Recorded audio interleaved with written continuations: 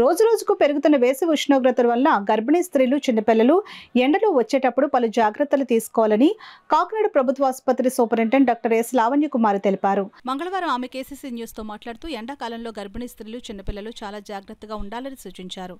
బయటకు వచ్చేటప్పుడు త్రాగునీరును వెంట పెట్టుకోవాలని అన్నారు. అంతేకాకుండా బయట చల్లని పానీయాలు ఏమీ తీసుకోవద్దని ఆమె సూచించారు.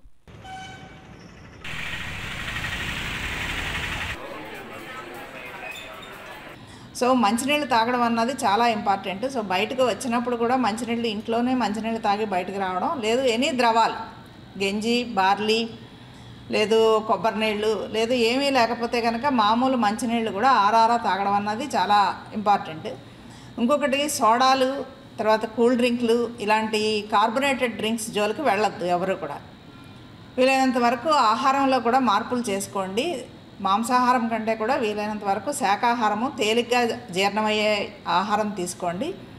తర్వాత నిమ్మకాయలు దొరికితే కనుక నిమ్మరసం తీసుకొని తాగడం కానీ, లేదు పచ్చిమామిడికాయలతో షర్బత్ చేసుకొని తాగడం కానీ, ఇది కూడా మంచిదే మన దేహానికి. పల్చని గంజి చాలా ఉత్తమం.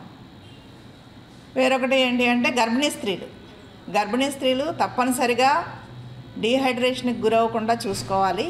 సో వాటర్ ఇంటేక్ ఎక్కువ ఉండాలి, నీళ్లు క్రమంగా తీసుకోవాలి, ద్రవ పదార్థాలు తీసుకోండి, శాకాహారం, తేలిగ్గా జీర్ణమయ్యే ఆహారం తీసుకోవడం అన్నది ఇంపార్టెంట్. బయట ఉన్న రెస్టారెంట్లో దొరకడం కానీ, ఫాస్ట్ ఫుడ్స్ జోలికి కానీ వెళ్ళొద్దు. ఎందుకంటే వేసవికాలంలో మనకి పదార్థాలు తొందరగా పాడవుతాయి. నిలవ ఉన్న పదార్థాలు తినడం అన్నది మంచిది కాదు. దీనివలన ఏమవుతుంది అంటే విరేచనాలు, తర్వాత దాని నుంచి మళ్ళీ డీహైడ్రేషన్. సో ఇది వీలైనంత వరకు కూడా రెస్టారెంట్స్లో ఫుడ్ కానీ, బయట వండిన పదార్థాల జోలికి వెళ్ళొద్దు. మీకు ఏం కావాలి అన్నా కూడా ఇంట్లో ఫ్రెష్గా వండుకొని ఫ్రెష్గా తినడం అన్నది ఇంపార్టెంట్.